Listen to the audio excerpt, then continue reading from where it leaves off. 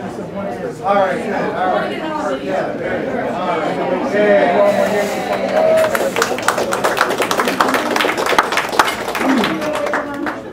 Gosh, let's go. How exciting is this, huh? Yeah. You know what? Nothing really is more precious than to come alongside beautiful friends that we love dearly, right? To celebrate a really very special moment. I'm Pastor Wayne Curtis from Northridge. Joan, Bob, and I go back several years now, and it's just an honor to be here with you. And if we could share a whole lot of stuff about Joan and Bob, and we could go way back, and I know some of you will smile when we kind of go through memory lane here. Thinking these two got married August 20th, 1960. Elvis was learning what a pelvis was. Lynn Miller was putting down the hole, right? The Beatles were the age of the Jonas Brothers, finding their way through Germany and England, right? And, you know, there was just so much to say, you know. Dwight Eisenhower was the president. Yeah, and I was. You're not open. I was 4 years old. And I remember when you invited me to your wedding back then. We had a great time, and you know, when we were talking about this moment, when we could share the special occasion with you, I was wondering, what could I share today? What really, you know, profound things can I share? So I called Bob, and I said, Bob, and I really did not know that he was a stand-up comedian in the past. So when I asked him about some of the profound things he could share about marriage and all of his experiences as a husband, you know, to share this occasion for which we were celebrating and going to fest on great food in a moment. And he says, I got a couple things for you. First of all, this. When we talk to people during the vow renewal, just before you do that, he said, remind them about marriage. He says, you know, marriage is an institution, but who wants to live in an institution? I mean, that's just the right? And then back then when they were married in Melvindale. You know, may not know their story. They were neighbors.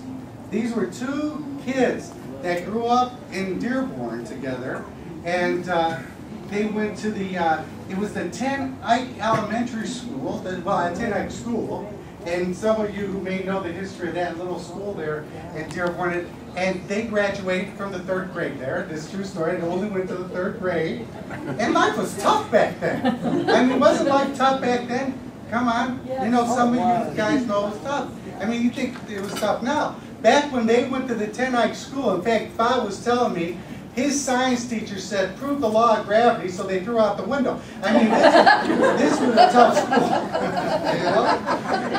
And so I asked him, I said, well, seriously, get back to the marriage thing. What about marriage? And he says, well, you know what? We got married by a judge, but we really should have got married by a jury. It was a whole different thing. And he also said to me, Joan, did I make this stuff up?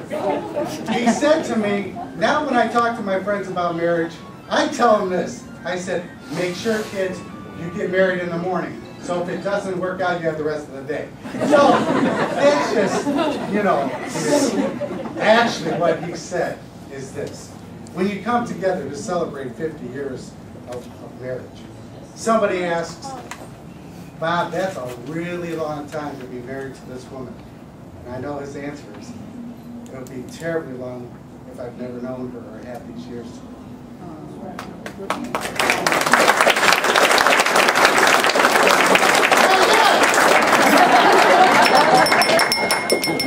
So with that said, and I prepared a message that would take about an hour, so I won't do that.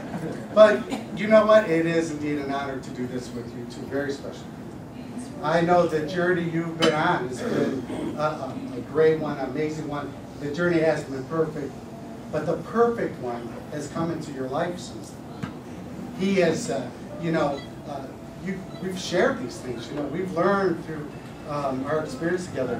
In marriage and in life, failures aren't final, and grace is it's just all over your marriage and your lives. You know, Joan has dealt with a lot of physical challenges and all those hardships through the physical thing, and this great guy is stood behind you. And I know you're a gift to her. And you're a gift to the rest of us because we don't know what to do sometimes. That's another story. But aren't you thankful, Joan, for this great guy? And you know what? I know you're thankful for her. I know, God, you're thankful for this gal who sticks by you thick and thin. And here we are. And we celebrate because of his grace. So with that said, here's what we're going to do. You can hand your bouquet to your matron of honor right there.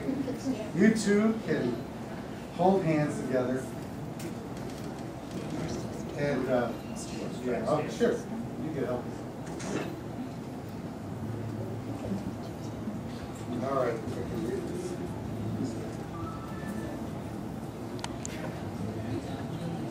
All right, you ready? Ready? Okay. Bob, Joan, Bob, repeat after me. I, Bob, recommit and vow on this day. I, Bob, recommit and vow on this day. In Canton, Michigan. Canton, Michigan. In the United States of America. In the United States of America. To continue to take this woman, Joan. To continue to take this woman, Joan. To be my lawfully wedded wife. To be my lawfully wedded wife. To have and to hold from this day forward. To have and to hold from this day forward. For better, for worse. For better, for worse. For richer, for poorer. For richer or poorer. In sickness and in health. In sickness and in health. I promise to provide unto her. I promise to provide for her spiritual leadership. Spiritual leadership. And to perform unto her. Perform unto her all the responsibilities and obligations. All the responsibilities and obligations. Of a Christian husband. Of a Christian husband. Until death do us part. Love you, Joan. Thank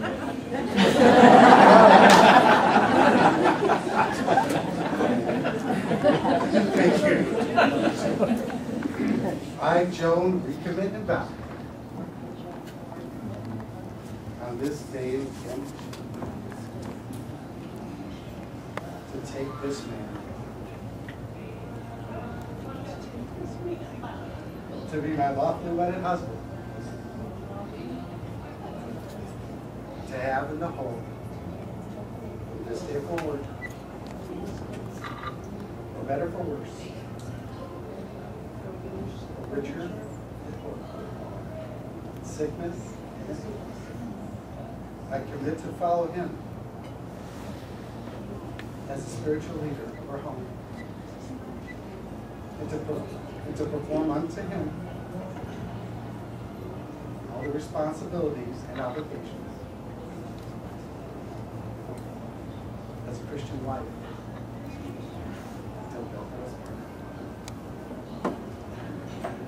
And I know you two have been practicing this for like 60 years. But Bob, kiss your beautiful bride, will you?